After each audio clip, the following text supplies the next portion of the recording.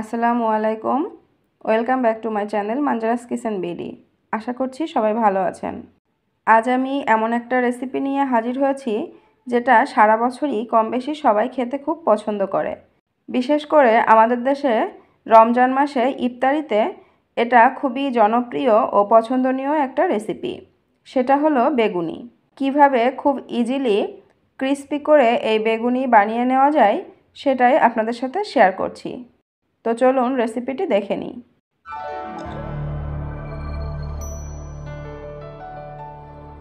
এই চপ রেসিপির জন্য আমি প্রথমে একটা বেসনের ব্যাটার বানিয়ে নিব। তার জন্য একটা মিক্সিং বোলে নিয়ে নিচ্ছি মেজারমেন্ট কাপের হাফ কাপ পরিমাণ বেসন। এর মধ্যে দিয়ে দিচ্ছি 3 টেবিল চামচ শুকনা চাউলের গুঁড়া।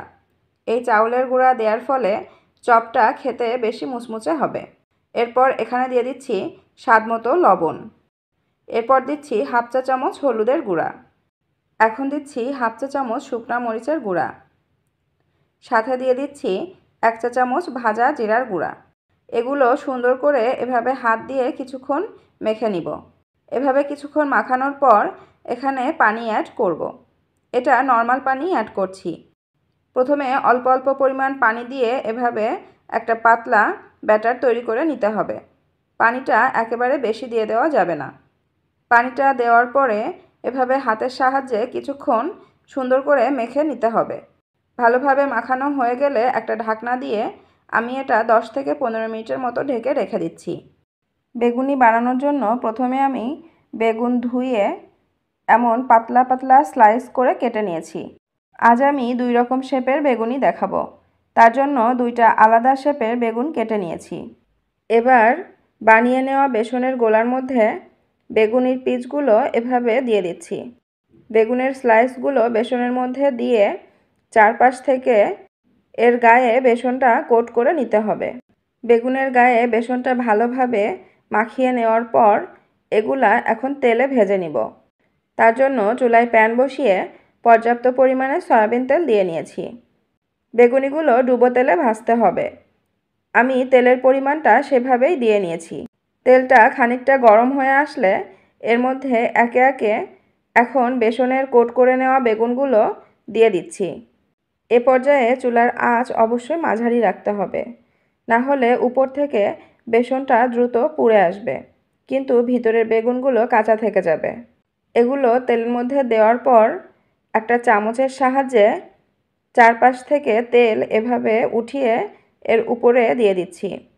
এতে উপরের পাশও ফুলকো হয়ে আসবে এবং বেগুনিগুলো মুচমুচে হবে।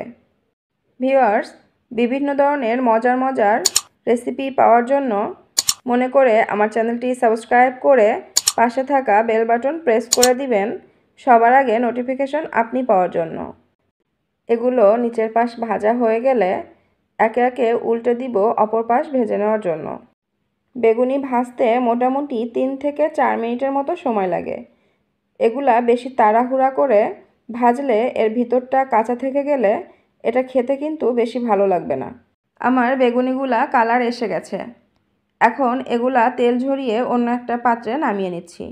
একইভাবে আমি রাউন্ড শেপের বেগুনিগুলাও ভেজে নিব। বেগুনি গরম গরম খেতেই বেশি মুচমুচে ও মজা লাগে। এজন্য চেষ্টা করবেন এগুলা ভাজার পর গরম গরম খাওয়ার জন্য। আমার বেগুনিগুলা ভাজা হয়ে গেছে। এখন এগুলাও তেল ঝরিয়ে অন্য একটা পাত্রে নামিয়ে নিচ্ছি। ব্যাস দেখুন কত সহজেই তৈরি হয়ে গেল মুচমুচে ও মুখরোচক বেগুনি। এর উপরটা দেখতে যেমন সুন্দর হয়েছে, ভিতরের বেগুনটাও ঠিকমতো সিদ্ধ হয়ে গেছে। আশা করছি আমার আজকের এই রেসিপিটি আপনাদের ভালো লেগেছে। শেষ পর্যন্ত আমাদের সাথে থাকার জন্য ধন্যবাদ। ভালো থাকবেন, সুস্থ থাকবেন, স্বাস্থ্যকর খাবার খাবেন। আল্লাহ হাফেজ।